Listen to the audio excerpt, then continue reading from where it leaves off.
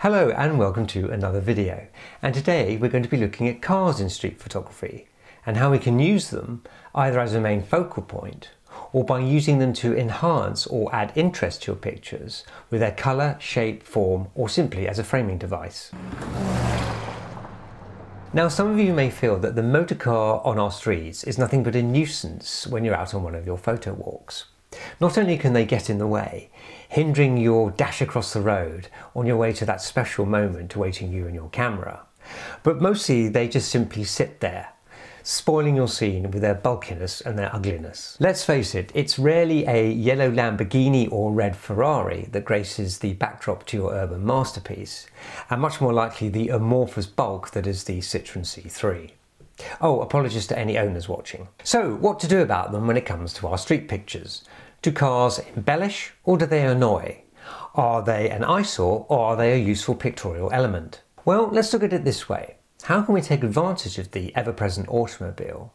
And how can we use its presence creatively to either enhance or build our compositions around? We're going to look at several examples in which many great photographers have featured the car to stunning effect, using their colour, shape, as a framing device, or even just as a graphic element. And I'll be dropping in some suggestions for further inspiration to help you get the best out of using the automobile in your urban scenes. Just a quick reminder to take a look at my book, Fine Art Street Photography, which contains loads of information about how to turn the urban environment into striking and dramatic street pictures.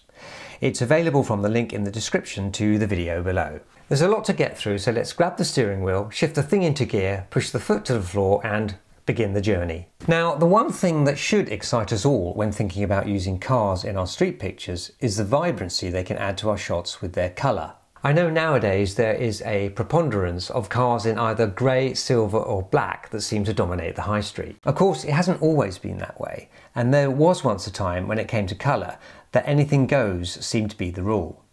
Philippe Garner's high contrast pictures of autos parked in front of lurid storefronts are, to my eyes, quite beautiful. They are almost cartoon-like in their appearance. They look a bit like 1950s magazine adverts. With this picture, taken in Budapest, a fantastic place for street photography by the way, one of my favourite cities, I was interested in the woman's shape through the window, but then the taxi pulled up and bingo, it completed the scene and her ride had arrived. It's amazing how quickly a scene can change, not always for the better, but you do get lucky.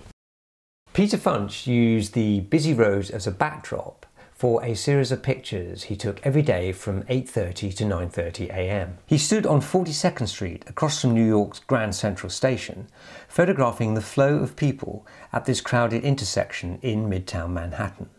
The saturated colour and warm light create a rich mood and give the pictures a real cinematic quality. Naeem Siddiqui, who is the editor of the Street Photography Bangladesh magazine, made this brilliant capture of two cows being taken to a cattle market under a blood-red sky. The driver looks calm and composed, but you can see the fear in the cow's eyes. Love this shot from Narelle Autio of this young child dressed in a party outfit climbing into a taxi, the evening hour making it all the more atmospheric. The Belgian photographer Harry Gruyaert is a bit of an auto specialist. In fact, he's published a whole book about cars in street photography. Although the very title suggests that they are not the stars, Gruyaert has featured cars in his pictures for years, and some of his best early work is notable for them. Beautiful colours and compositions in favourable light, making full use of the angularity of the vehicle's shape and form. Sydney-based photographer Sam Ferris, someone whose work you should really check out, uses a limited colour palette to create a more abstract look, here with the gold car nicely balancing the composition. I'm sticking my neck out hugely here, but I think that American photographer Ray Metzger was the leader of the pack when it came to photographing cars in black and white. They seem to have been a popular subject matter for him, a bit like Saul Leiter and his umbrellas. I love these graphic depictions of angular white automobiles from the 50s and 60s. Mind you, he was still featuring cars much later in his career, as these pictures from the 1980s and 90s show. He also published a book called Auto Magic, long out of print, but you can find references to it if you search around. Shooting in black and white is a good option. Look for good contrast situations to add punch and to help lift the scene. Here I noticed the geometry being created by the strong light and shade, and the two cars punctuated the scene and added a focal point.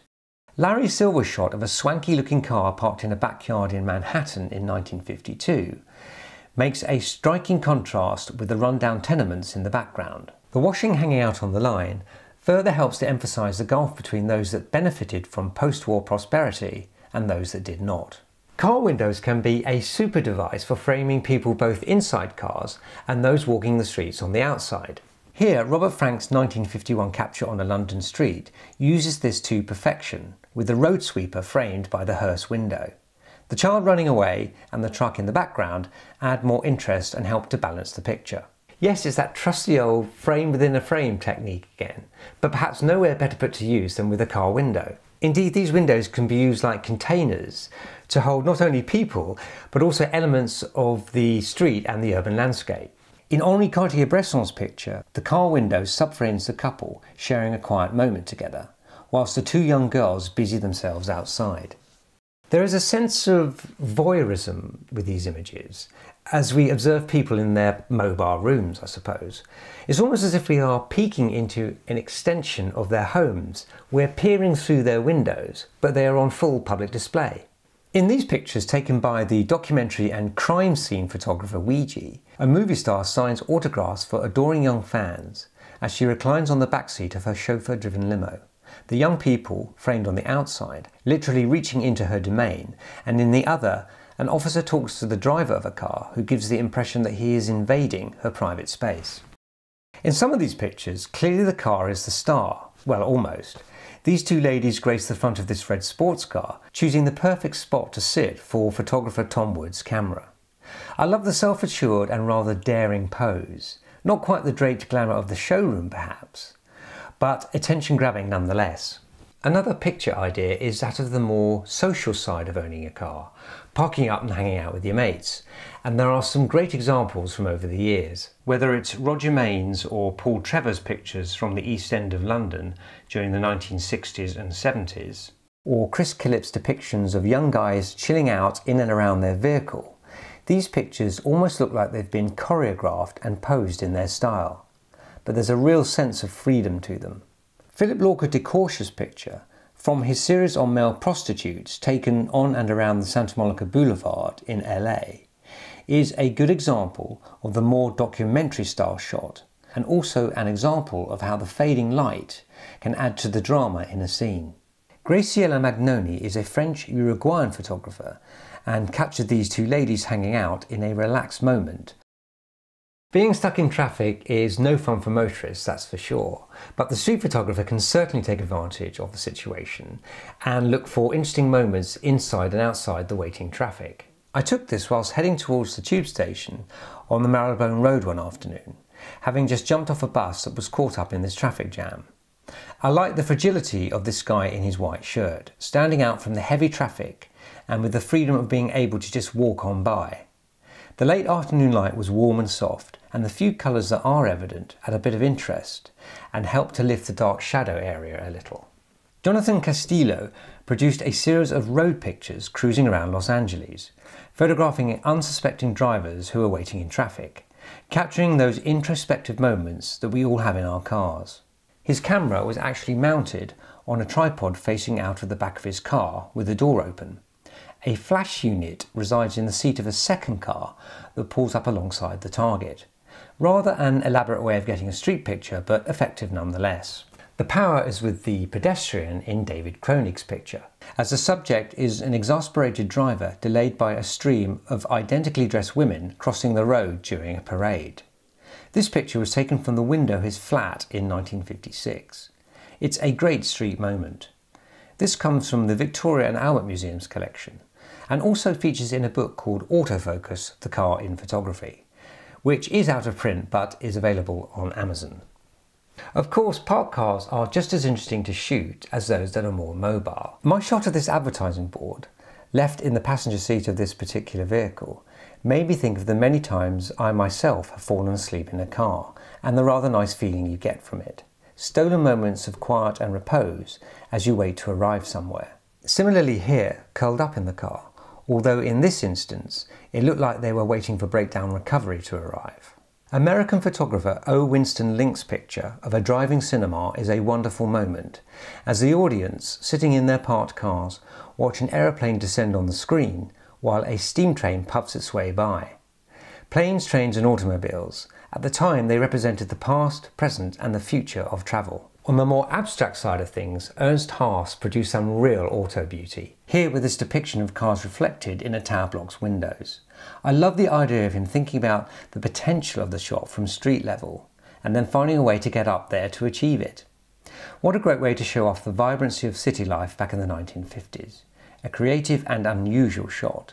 But then he was one of the most creative photographers of all time, in my opinion, and nowhere more so than with his street photographs involving cars. Time and again he captured the New York streets in his trademark colour and style. These images from Lee Friedlander are wonderful examples of the more abstract approach taken by photographers when featuring cars. This is my personal favourite. I love the collection of shapes and how everything seems to fall neatly into place, including the display of light and shade. Block shapes dominate, but with a contrasting circle in the centre of the image. Perfection. Friedlander really was a master at this sort of photography, and he published a couple of books featuring some superb work on the subject. The books are long out of print, sadly, and those copies that are available command high prices. But it's worth keeping an eye on if you fancy treating yourself one day. I have a new section on my website with articles I've written on street photography, and my latest post looks further into the work of Lee Friedlander and his series of pictures about America and the car. Have a look, the link is in the description to the video below. I love this shot too from Garry Winogrand, taken in Texas in 1964, and a good example of one of his more humorous compositions. The dark of the night helps to make the shapes stand out, and the man outside and the car look as though they are seated at the table. This is the kind of image that reminds me that we should never completely switch off, and we should always be alert for that unexpected picture moment.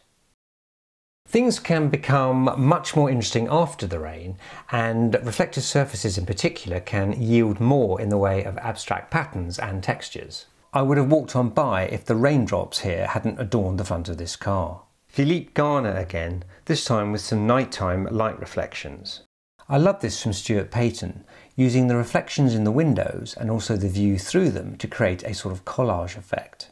The steering wheel confirming where we are, but the hot air balloon being the central focal point, all brought together with some saturated colour, super stuff. This from Jesse Marlowe's Wounded series, which nicely pairs the bashed up front of the car with the lady in the wheelchair who seems to be nursing a foot in plaster. Belgian photographer Nick Hannes brings us this humorous slant on car buying, the shopping trolley coming to the rescue as this buyer wheels his new purchase, presumably, to the boot of his car. And some of the more unusual moments can be found in John Layton's work. Parallel worlds collide in this picture, and is that a raccoon? It's been fun looking back over the years at how cars have been a big part of street photography and how their changing shape and character has had an impact on the pictures themselves. Interesting stuff for sure. Thanks for watching. I'll be back soon with hopefully more to drive the imagination.